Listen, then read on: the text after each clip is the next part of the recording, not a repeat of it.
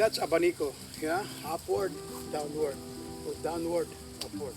So if I do it that way, and that the other side just got in because it's coming in. So when I hit it right here and I come back, see that I'm hitting right here. It's come back right here. But those is abaniko. Anyway, another one that you might consider is it's the downward abaniko, which is we put it right here. Oh, has to be tight, or else it's not gonna work. Okay, let's put it this way. Anyway, it's gonna be 1, 2. It's gonna be 1, 2, 1. See how it works, right? To come up from here. Oh, I could go either way. I could go back here. This is the push, and this is the strike. Huh? This is the push. This is the strike. Boom. Like that. So that's abaniko. So many things. I could also use those. But anyway, this I think is what happened is out of the translation. It got confused to the stick and the blade. One thing that I could tell is all of this claim or what's said is probably not mean it. It's just get out of context. So I rather correct that on our part. You know, instead of telling that that impossible to use in blade, probably the way he said is it's like you said, it required training. But to discredit the technique on blade is childish. Okay, that's what it is. So the whole thing is, if I'm gonna use abaniko and I'm gonna use the plot right here, it's okay too. Why? Because if I am gonna parry a blade, I don't want to go blade to blade. If I'm gonna parry a blade, okay, let's say I'm gonna parry it this way. I don't want to use my blade to mess up my blade and then chop it up. You see what I did over there? When I parry and I chop it, it's really come up. Parry, chop. Or parry right here, chop. So those is abaniko, and this is abaniko. And also, hit it right here, and that's his abaniko. Boom, boom, and then right here, he's abaniko. So, needless to say, if I would use it on stick, it's okay to be using this wrist, right? But if you're using in blade, you want to make sure that if you meant to cut it with the edge, you got to turn your knuckle. Turn your knuckle the other way. But if you want to parry it, that's going to be right there, parry. So, slap, parry, chop, chop. So, I want to be able to explain it better rather than what do you call that? I don't want to sound like anger, or I'm sound of disappointed to the point of demonstrating a technique and telling us that abaniko in the blade is totally requires a lot of training. Well, even on the stick, it's required a lot of training. There's no martial art that you walk in today and you're grandmaster tomorrow. Only in the Philippines though. Anyway, you walk in today, you're grandmaster tomorrow. That's only in the Philippines. So that's explainable. Anyway, abaniko is one of the styles that I hold dearly. Why? Because I studied with two maestro that abaniko practitioner, which is maestro Enti Apongol is a Largo de Abanico, and his younger brother, which is Pedro Indo Apongol, is Medyo Corto de Abanico. It means they really work right here, bam, right there in the cloth, and then while the other maestro is right on the big circular half circular motion. Yeah, blade, and so kite blade. See, come up from here the same way right here. Bam, come up from here. This is abaniko right here. Bam, bam, boom, boom. So it's not only required a wrist and elbow movements. It requires you to angle yourself so you won't get cut yourself. So I have another one right here, you know, that I practicing earlier before I show you the thing. So if I'm gonna be right here, see, and the weapon is here, and this is gonna be right there, see it? Boom, and then bam out. See the hit right here, and then come back right here. That's a abaniko. Hit, and then come back in here, and then this gonna be right here. Abaniko, right here, boom. Yeah, so since this is moving, I could easily sonkite, and then here we go. Boom, it says sonkite right here. Oh, I don't want my camera to fall down. Anyway, I'm just demonstrating it and try to make sense to my audience. What is abaniko is about? Abaniko is actually came from the pan. It means a movement of the wrist, a muñeca, okay? Or it means wrist. In Spanish, it's called muñeca. All right, so there's a saying all the time that if you use a stick, you know, they're using like this, they're using like that. And it's not funny to discredit them. We should correct them, you know. But why? Because cases like that is not a fault of the practitioner.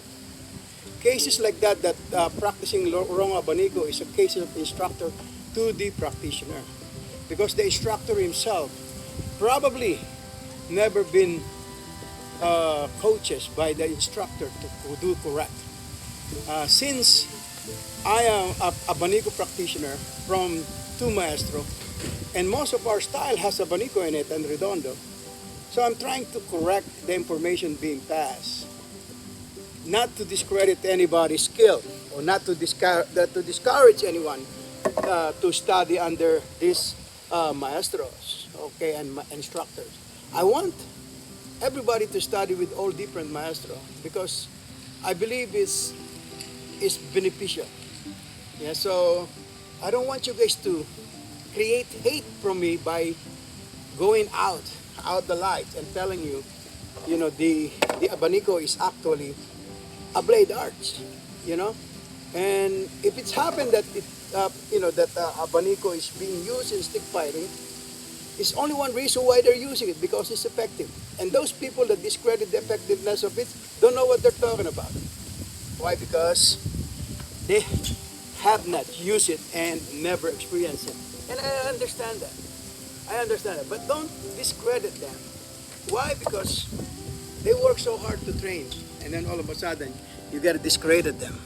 Anyway, my training in abaniko, it's really seriously came out. I have a doubt, you know, in abaniko that it will work, but in time it works, you know. I have a lot of time, you know, so I pointed out right here so you guys can see how I can clean them, you know, using it. Yeah? So those of you that asking me how I use it on the thing, well, I use them to practice my angle of the blade, not to demonstrate that I can cut, you know, because I could easily, boom, right here is cut. It doesn't really matter, but you come up from this side, that's a pop, and hit right here, it's a cut, boom, boom. So those is cleaning up the mess on my palm or banana and palm leaf, you know. So when you applying abaniko, you know, you could be parry, see that? That's the flat of the blade, and then chopping the hand is going to be the blade. Or it could be parry, and then the other side around. So if you're going to be on the side, and like right here, it could be parry right here. I'm blocking the weapon right there. See it? Because if you block it blade by blade, you might, by the time you need your blade, you might not have good edge, but it's still going to hurt. But the matter, it makes sense. If you practice blade, you understand that we used to block is the back of the blade and the flat of the blade. So the abaniko is actually used to flat of the blade and then do the blade chop. Or the same way, flat of the blade and do the blade chop. So, and then when you go largo, it's the same way. I could be flat of the blade, slapping that hand or slapping that weapon, and then chopping it with the blade. Or flat and then chopping it with the blade. So either or, it's gonna be applicable in both stick and blade. So this one is the side by side. They come from this side, then a turn, it become blade. Same way right here, flat of the blade and then his blade. See, every time you turn, it requires for you to blade to turn the muñeca, which is your wrist. And that's what make it abanico, because it's pertaining to the movement of the wrist or the muñeca. Abanico in its Spanish context is also a pan or ventilador, okay, or vent. So it means pushing and pushing the wind away, and that's what vent is. A fan is movement. It means pushing it like the same when you pound like that. So if you get one of these things, I have to make a little bit of improvisation, improvising. You come up, and then you probably go, ha, you know, and that's what the beauty of the that they try to show us. Abanico is movement of the wrist, and you can get one or two of them to create a stronger one, and use it the wrist. Look, and you can go forward, you can go right here. When you are cooking, you're using it like this. So that's abanico, movement of the wrist and the hand. So anyway, I will end it up my section over here. I just would like you guys to see that no disrespect to other maestro. It's just I want to really talk about the technique, not talking about the other maestro, because that's not my purpose. My purpose is demonstrating the technique and discredit, the claim that cannot be applied the abanico blade, or it's totally a stick art only. Because as you can see, this blade has how many weapons I could use? One is the flat, then the edge, then the ribs, the back of the blade, the edge, the tip, the puño. So I have many tools to use it, but that's it. I'm gonna say I don't want to bother it to create more damage of what's been done, And I'm sorry if I embarrass anyone, or if I overstep to somebody's perimeter. I'm sorry. Pardon me on my end. But hopefully this was clarify a lot of information about abanico. I'm not here to call a name of anybody. I am here to help all of those Filipino practitioners that seek the true knowledge of Arnis, Eskrima, and Estocada. Okay, I am done already searching of the root of the name of whatever martial art you're calling. But I am now here fixing, trying to help to share the knowledge and correcting, the technique if necessary. And if you like what you see, message me you like it, and share and subscribe. Thank you very much. This is Gat Puno Abon. Hugay, boom, boom, boom. And I kiss you with my blade. Here we go. Thank you very much.